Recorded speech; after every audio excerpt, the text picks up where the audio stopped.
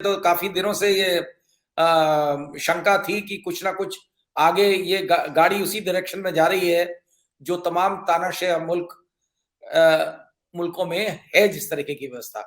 क्योंकि जब से मुझे तो दो तीन साल से ऐसा लग रहा था और धीमे धीमे आप देखते जाइए एक से एक के स्टेप बाय स्टेप जो है उसी डायरेक्शन में बढ़ रहे हैं और ये बिल्कुल क्लियर कट दिखता है कि इसके पीछे वरना अभी कोई कोई वजह तो थी नहीं, क्या कोई लॉजिकल रीजन नहीं दे पाए हैं। और ये सून आफ्टर दैट होता है जब जो शीतल ने भी बताया कि किस तरीके से प्रधानमंत्री के कार्यालय से समन किए गए chief election commissioner. Election commission की एक अपनी ऑटोनॉमी बनी थी और इसी उम्मीद से किया जाता था कि इलेक्शन कमीशन जो है इंडिपेंडेंटली काम करेगा।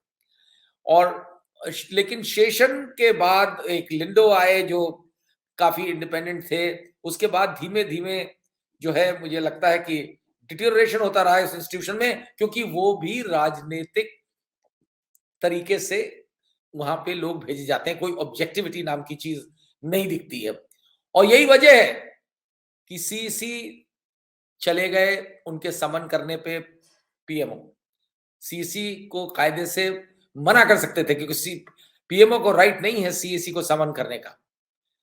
नहीं तो उसकी इंडिपेंडेंस वैसे ही दिख रही है कि खतरे में है। ये सब जो प्रक्रिया हो रही है और उसके बाद जो लेकिन देखिए घूम फिर के जिस तरीके की कार्रवाइयां हो रही हैं, मुझे लगता है कि ये छटपटाहट कर की निशानी है। एक तरफ तो बीजेपी बड़ी कॉन्फिडेंट कहती है कि हम बहुत कॉन्फिडेंट है, हमें कौन हिला सकता है, हम तो हमेशा पावर में ही आएंगे, फिर यहाँ पे भी आ जाएंगे, सेंटर में भी आ जाएंगे। तो अगर आप इतने कॉन्फिडेंट हैं तो आपको ये सब हरकतें करने की क्या जरूरत है।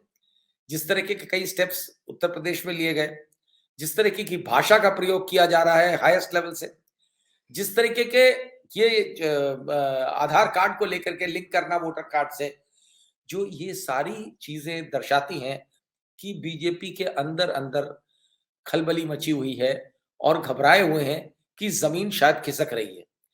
और हर वो व्यक्ति जो पावर जिसको कहा जाता है मेगालोमेनिया, पावर का, जिसको पावर का जो बहुत ज्यादा सत्ता का नशा सवार हो जाता है, वो ऐसे ही करता है। फिर वो डेस्परेशन में इस तरीके के स्टेप्स लेता है। और ये बात जो है मेरे ख्याल ये ठीक है कि वो लोग तो बहुत खुश होंगे जो सत्तारूढ़ पार्टी के भक्त हैं, क्योंकि भक्तों की तो आंखों में पट्टी रहती है, कोई भी भक्त हो तो वो तो पट्टी रहती है उसके। तो ये लेकिन जो आम वोटर है, आम हिंदुस्तानी है, वो जरूर इस तरीके की हरकतों को देख करके ये सोचने पे जो जो फेंस सिटर्स भी हैं वो भी सोचेंगे कि भाई ये क्या हो रहा है। ये मजबूर कर रहा है सोचने को कि भाई ये उचित नहीं है। और जिसको जरा सा भी डेमोक्रेटिक वैल्यूज का, लोकतांत्रिक इश्यूज का जरा सा भी सम्मान है, वो जरूर सोचेगा। और जिसके सोचने की क्षमता बची है, जो डर गया है, जो सहमा हुआ है, वो बेचारा मुंह से नहीं बोल पाएगा। लेकिन जहां भी बची हुई, देखिए जिस तरीके से मीडिया पे कंट्रोल देखा ही है कि जो हालत है इस वक्त मेन स्ट्रीम मीडिया की, ये तो गनीमत है कि ये टेक्नोलॉजी अब कोई, मुझे लगता है कि अगला मूव शायद ये भी हो कि जो ओटीटी प्लेटफॉर्म्स हैं, सोशल मीडिया है, इस पे भी शिकंजा कसने का कोई तरीका निकाला जाएगा और हो निकाला गया जा सर। रहा आज होगा। आज आज 20 वो वेबसाइट्स और यूट्यूब चैनल शामिल हैं जिनको सरकार विरोधी कंटेंट दिखाने के लिए उनको बैन कर दिया है। ओहो, अच्छा, कह करके कि सरकारी विरोधी कंटेंट। अरे, जी।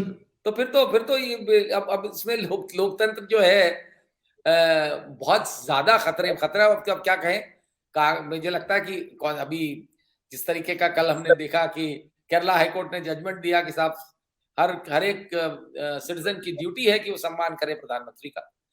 ये सारी चीजें उसी डायरेक्शन में जा रही हैं कि आपको एक डिक्टेट दिया जाएगा, आदेश दिया जाएगा, आप वो फॉलो करें।